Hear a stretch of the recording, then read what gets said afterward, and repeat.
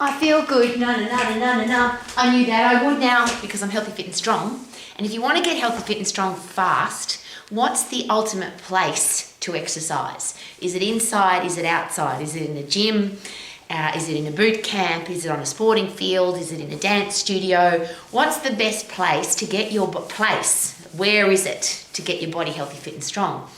And could that be a very personal thing? And if somebody's telling you that you should exercise in a gym, or you should exercise on a sporting field, or you should exercise at home, do they know you well enough to know what's going to fit into your lifestyle? So one of the things I'd always share at the Max International Colleges for people who want to be exercise professionals, true professionals, is yes, you've got to get people fit, and yes, you've got to get people strong, because their life is completely different when you're fit and strong, or all of our lives are completely different when we're fit and strong. But the third most important part is that that's got to fit into their lifestyle. Because if you're doing something that you can't stick to because it's in the wrong place, or you have to travel there, or it doesn't work for you and the way you live your life, then of course you're not going to stick to it. So is there a best place to exercise, and could the only place that's best for you be the place that you're actually going to stick to your program?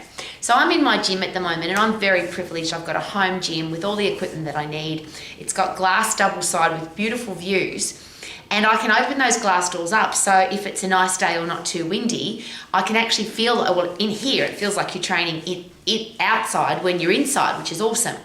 We've also got an outdoor training arena. We call it the Cote, which is K-Man, that's my gorgeous husband's outdoor training arena, because he's a martial artist. So we've set up martial art mats and a boxing bag outside under the snowy mountains, which is gorgeous and very motivational to train. This room's very motivational to training because it's filled with world champions and people who have achieved major things because of their physically strong and mentally strong body. But I have exercised in some of the most bizarre places.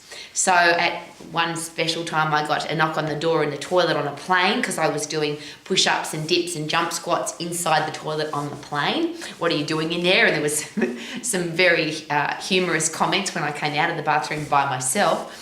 Because if I'm on a plane for 12 hours, 15 hours, I don't even sit down very often. I always get an aisle seat so I can move around. But I want to move my body, so push-ups and dips and squats and squat jumps are awesome. I've been known to run up and down a parking facility on a major motorway. Spent some time in Europe where we were driving around Europe, and if there wasn't a place to run, we would just park in a parking area. It might be 200 meters long, and I would just run a sprint up and down that parking area. I exercise because it makes me feel good. How about you? So I'm sharing that with you because regardless of where I am, I will always move my body because I want to feel good. And if you don't move your body, it rots away. Your brain rots away. You feel terrible. People always say to me, when is the best time to exercise? And my answer is always the same. When do you want to feel good? If you only exercise 3 times a week, you'll only feel fantastic. You'll only get that endorphin rush, the dopamine, serotonin, brain-derived neurotropic effect inside your brain. You'll only get that 3 times a week.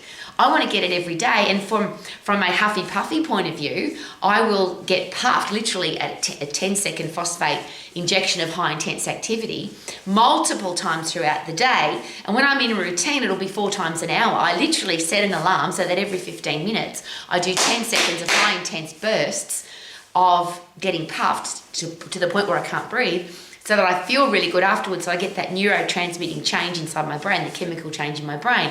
Now, whether I'm wearing high heel shoes or slippers, whether I'm wearing running shoes or bare feet, or I've got no shoes on, I'll still do that, whether it's jump squats or push-ups or sprinting on the spot, boxing the bag, whatever it is. Doesn't matter where I am. So what's the best place to exercise? Could it be wherever you are? If you use the excuse, I can't exercise because I can't get to the gym. I can't exercise because I haven't got equipment.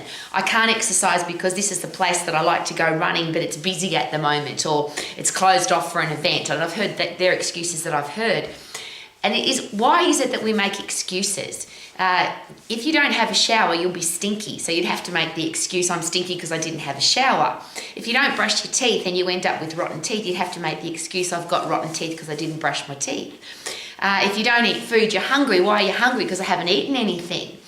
For me, exercise is more important than all of those. And not that I'd ever miss a shower or brushing my teeth or a meal, but I have been known, if I had to choose, I would much rather skip a shower, skip brushing my teeth, and skip a meal than skip an exercise session, because when you are exercising, you feel fantastic. When you inject your brain with those neurochemicals that change your brain pattern, for the positive, always for the positive.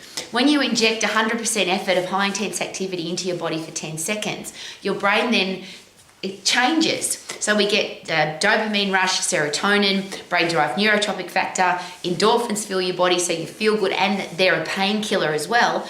And that's one of the really exciting things about some of it. And when I say latest research, it's not really, it's just that people don't talk about it very often. Exercise itself produces painkillers, very similar to the top pain-killing drugs in the world. And one of them is called a cannabinoid, which is the pain-killing substance inside cannabis. When you exercise really hard, your body produces that automatically. So you feel good, you get rid of pain in your body, you stop your body from rotting away. So where's the best place to exercise? Even I have this beautiful gym and I love it. But with or without this gym, I would still exercise. It's lovely to go running in the mountains, but I've also been running in the middle of the city. I've gone, I sprint up and down hills, I sprint on the beach. It doesn't matter. I want my body to be healthy, fit and strong for the rest of my life, so I'll always find a place. How about you? So here's a real interesting tip if you don't have a gym and if you don't have any equipment. Are there times in your life where you have to wait for stuff? Simple things like the kettle to boil or the microwave to ping or the dryer to finish, the washing machine to finish its cycle. They're all the times in my day when I will do jump squats, sprint on the spot, do push-ups, because it's only 10 seconds. And particularly in winter, because I live in the South Island of New Zealand, it's a great way to get warm in a hurry. So I'll often do push-ups off the kitchen bench or on the floor in the kitchen. I'll do jump squats in the kitchen. I'll do jump squats in the laundry. As I shared, toilets in a plane, a great place to exercise.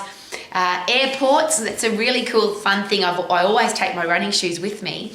And if I've got a connecting flight, I will always do sprint training at the airport. And the only time I've ever had a challenge with that was at the Dubai airport, where the police wanted to arrest me because I was wearing shorts and running in the airport.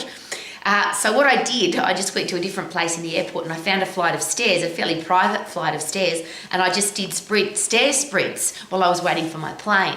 I'm sharing that with you because I want to feel good all the time. Do you want to feel good all the time? And if you do, please don't use a place as an excuse not to exercise. I can't go to the gym because it's closed. There was a time just recently in history where a lot of people did use that excuse. The exercise studio's closed, or the gym's closed, or the park is closed. It was one of the very sad times in my life where I went to a beautiful park in Queenstown in the South Island of New Zealand, and they had closed the park outside under the mountains, fresh air and sunshine, and the park was closed. Kids couldn't go to the park. We need all of that stuff. We need exercise, we need fresh air, we need sunshine, we need to feel good, because life is meant to be lived, not just existed through. So wherever you are, and whether you're in a big city or a small town, whether you've got a gym or you haven't, is it possible to be healthy, fit and strong? And of course the answer is yes, because to get fit, you've got to get puffed. To get strong, you've got to overload your muscles and bones. Please do it safely so you don't get injured. Please make it short so you don't get bored. And please live your life to the max so you can actually feel good every single day, all day. Super duper doo, how are you? Living my life to the max, feeling fantastic. Look at the gym, it's a great place to train. Woohoo!